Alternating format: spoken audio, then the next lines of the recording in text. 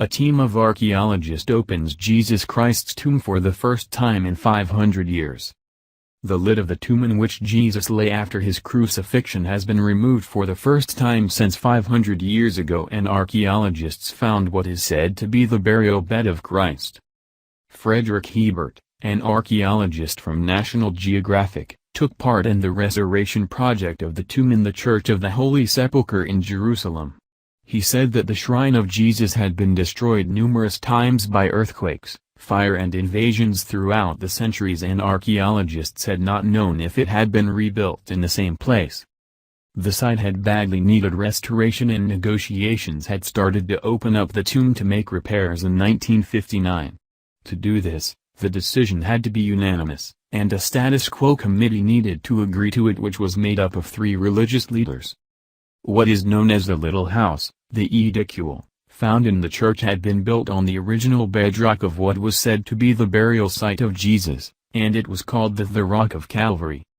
Hebert went on to say that just about everything needed to be approved by the committee, and this meant that even if a candle needed changing, it would take a long time to get permission to do so.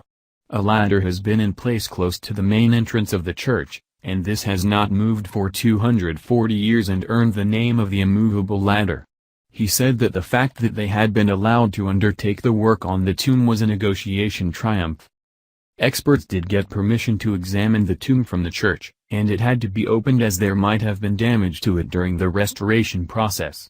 Half a millennium later the lid was finally lifted, and present were Franciscan monks, Greek and Armenian Orthodox churches.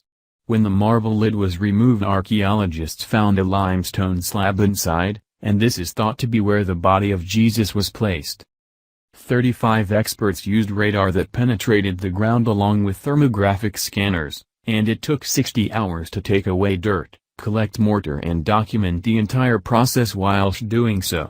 Hebert said that everyone was getting very curious, and they went in and took a look at the tomb. The limestone burial bed was found by the team just hours before it had to be resealed.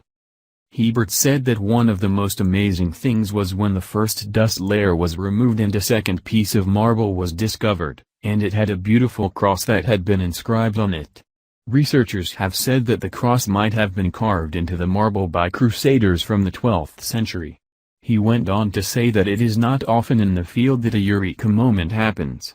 The team now has all the data that is needed to start a virtual reconstruction of the tomb. The dating results have now suggested that the construction of the tomb was at the time of the first Christian emperor of Rome, Constantine. Hebert said that without artifacts or bones they would never be able to say with confidence that the tomb did belong to Christ, and that it was more a matter of faith.